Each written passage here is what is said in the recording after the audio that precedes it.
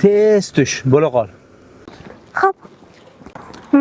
Seni ko'rib qo'yganim yaxshi bo'ldi. Deysan? Yaxshimisan? Rahmat. Tug'ilgan kuningni tabriklayman. Tabriklamagandim shunga. Kech bo'lsa ham qabul qilasan. Ne kelmading? Mayli, akam, gaplashamiz. Xo'p, mayli. Aka, tizimsiz? Kim bu? Kursdoshim? Kursoshing? Kursoshing bilan shunaqa qo'l berishib, kulishib so'rashasanmi? Men bu nima? G'irt beganadan xos sovg'a olding, to'g'rimi? Sen ham senga ko'chaga chiqarishga ruxsat bergan emas. Bu bilgan ishingni qilasan degan emas. Bilasanmi, bu hayotda erkakni boshini egadigan faqatgina birgina narsa bor. U ham bo'lsa ayol.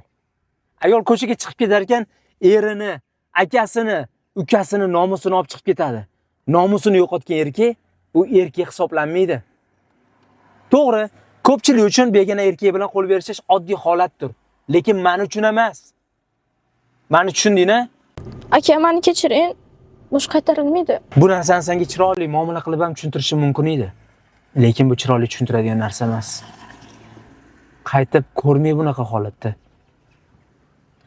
Men seni yaxshi ko'raman, sen ham. Senga nimadir bo'lsa, men u narsani ko'tara olmayman. Har qanday sinisi, opasi bor, erkak kishi bu holatni tushunadi.